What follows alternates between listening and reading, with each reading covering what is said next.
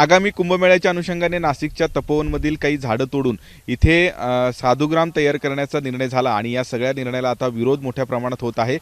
खरं तर या सगळ्या विरोधानंतर आता नाशिकमध्ये वेगवेगळ्या ठिकाणी नवीन झाडं हे लावण्याचा सुद्धा निर्णय झालेला आहे।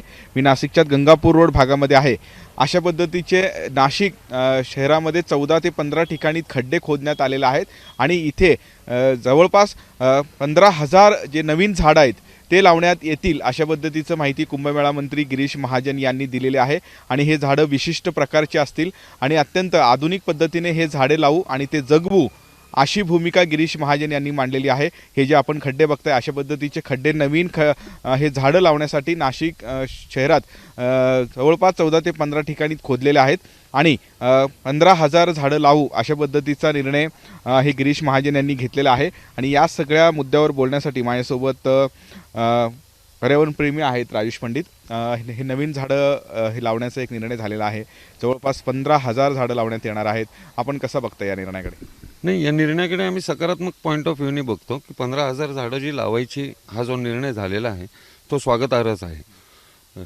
टेक्निकल अडचणी वेगळ्या आहेत की इथे 2 झाडांमधलं जे डिस्टन्स असायला पाहिजे, किमान 8 फुटाचं डिस्टन्स असायला पाहिजे। आपण बघतोय की एखादा फूट फक्त मध्ये आहे आणि मोठी मोठी झाडं आणण्याचं जे म्हणत होते राजमहेंद्रीवरनं वगैरे, तर ते हे टेक्निकली पॉसिबल नाही आहे।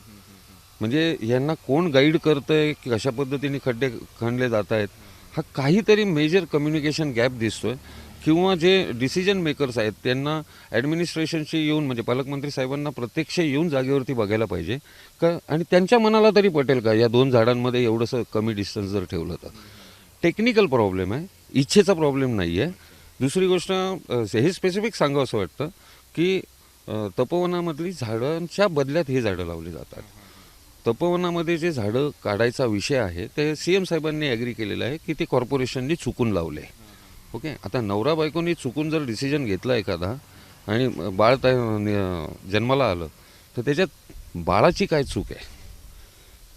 ते निर्णय घेणारे नवरा बायको आहेत। बाळ जन्माला घातलंय, त्याला वाढवलंय आणि आता आपण जर विचार करतोय ते चुकतंय, तर हे म्हणजे पटण्यासारखं नाही।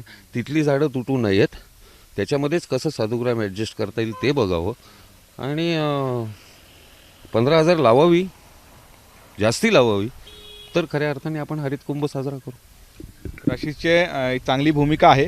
हे जे खड्डे आपण इथं हे बघताय आणि या खड्ड्यामध्ये जो गॅप आहे तो गॅप व्यवस्थित देण्यात आलेले नाही आहेत, त्यामुळे टेक्निकली हे झाडं लावण्यामध्ये अडचणी आहेत अशा पद्धतीची भूमिका ॲक्टिव्हिस्ट्स मानतायत, सामाजिक कार्यकर्त्यांचा आहे।